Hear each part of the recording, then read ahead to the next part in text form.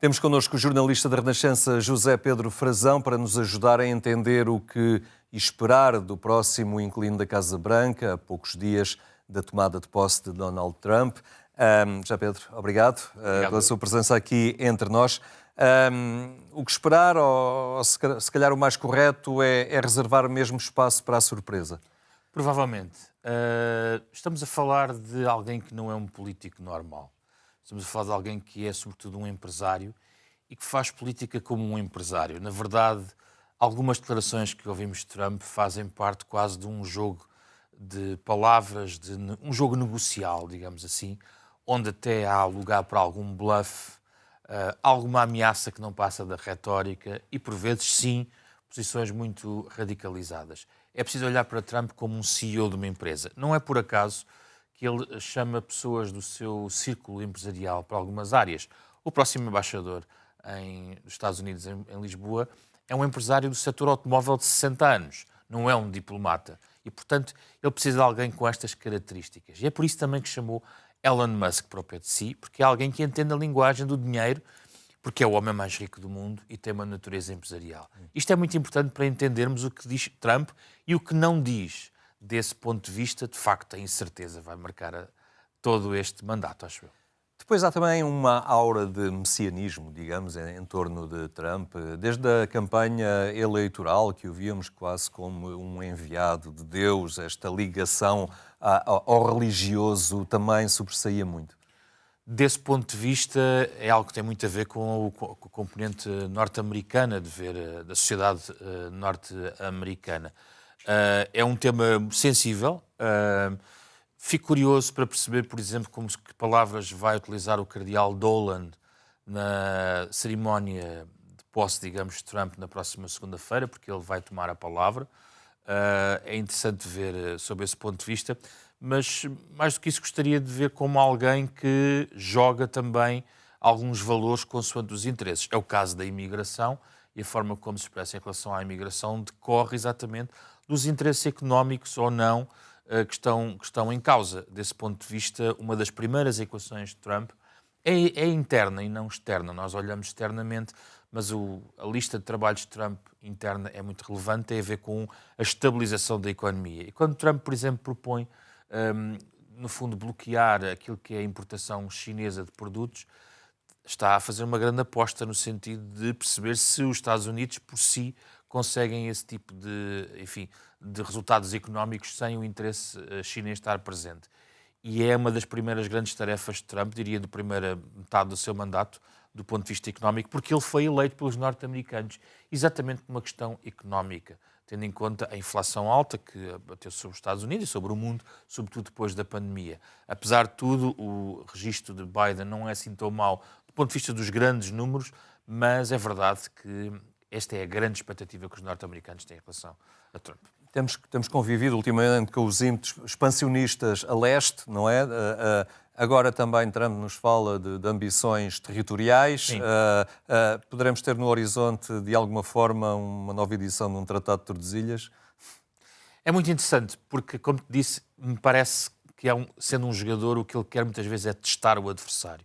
Ele quer testar as reais intenções chinesas, ele quer testar até onde os outros agentes, digamos, do mundo querem ir. Até onde quer ir Putin, até onde quer ir a China. E isso acontece, por exemplo, até nesta questão da Groenlândia, que temos ouvido falar.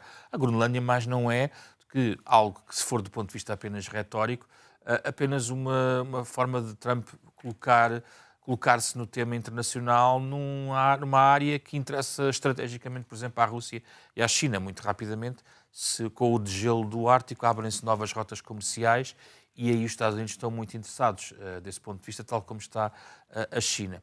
Mas é preciso ver o que é que, eventualmente, Trump vai mesmo fazer, porque além da questão chinesa, há também uma nova ordem económica e comercial que vai estar no mandato de Trump. Por exemplo, saber se o dólar se mantém como uma moeda fundamental no sistema internacional, se vai haver ou não uma guerra tarifária com o resto do mundo e, desse ponto de vista, dividir o mundo um pouco com a China. Depois, outra questão é saber se o aparelho militar americano serve o propósito económico. Isso aconteceu, de certa forma, no interesse que os americanos tiveram historicamente no Médio Oriente, as suas alianças que fizeram com países do Golfo, relacionado com a dependência petrolífera, que hoje já não é a mesma que tínhamos há 20 anos. Desse ponto de vista, por exemplo, será que o Médio Oriente tem o mesmo interesse? Isto depois vai ligar à resolução das guerras. Que papel terá Trump do ponto de vista do Médio Oriente? Na sua primeira passagem, basicamente, o tema continua na mesma. Mas, por exemplo, em relação à Ucrânia, o que é que vai acontecer? Repara que a Groenlândia é um território da União Europeia e, na verdade, pertencendo à Dinamarca, é também um território NATO. Vamos ter um dos fundadores da NATO a invadir ou a ameaçar invadir um território da própria NATO? Será que a NATO vai continuar desse ponto de vista a ser algo relevante? Ou as coisas vão tratar-se um pouco mais de forma bilateral? Ou seja, Putin e Trump decidem o que vai acontecer na Ucrânia. São questões que interessam aos europeus e onde, aparentemente, a questão dos valores está um pouco ausente. Não é uma discussão relativamente muito forte, digamos assim, na primeira linha dos discursos de Trump. E a Europa? Durão Barroso falava que era uma oportunidade também para a Europa se afirmar, ganhar, digamos, alguma maturidade, fazer-se à vida, entre aspas, e ganhar relevância também como potência internacional. É uma oportunidade, mas a verdade é que a Europa, do ponto de vista internacional, vale muito pouco na cabeça de Trump. Desse ponto de vista, e não é só Trump, já desde os últimos presidentes norte-americanos, o foco está muito para o Pacífico em relação à China. Mas há algumas incertezas que podem jogar contra, digamos, o plano que Trump possa ter. Uma delas que eu poderia eventualmente alvitrar tem a ver com a própria a incerteza da possibilidade da guerra bater à porta dos norte-americanos por razões trágicas. Eu lembro-me que quando George W. Bush foi para a Casa Branca, no início deste milénio, deste século, também tomou posse na ideia de não continuar um intervencionismo americano em áreas como o Médio Oriente, até aqui a Europa. Tínhamos uma guerra nos Balcãs nos anos 90. Mas tudo mudou no dia 11 de setembro e às vezes pode um conjunto de eventos podem mudar completamente.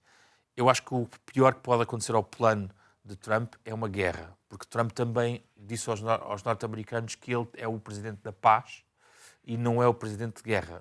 Muitos americanos com quem falei durante a campanha diziam que nunca houve guerra durante o tempo de Trump. Ou seja, os americanos não estavam, digamos, com soldados como estiveram no Afeganistão e noutros pontos.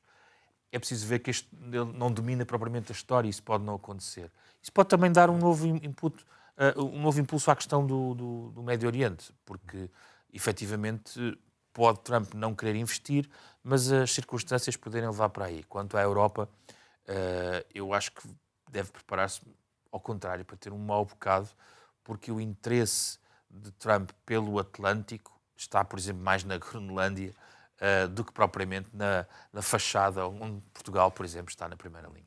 Muito bem, José Pedro Frazão, muito obrigado por esta partilha. Vamos aguardar então pelos próximos tempos.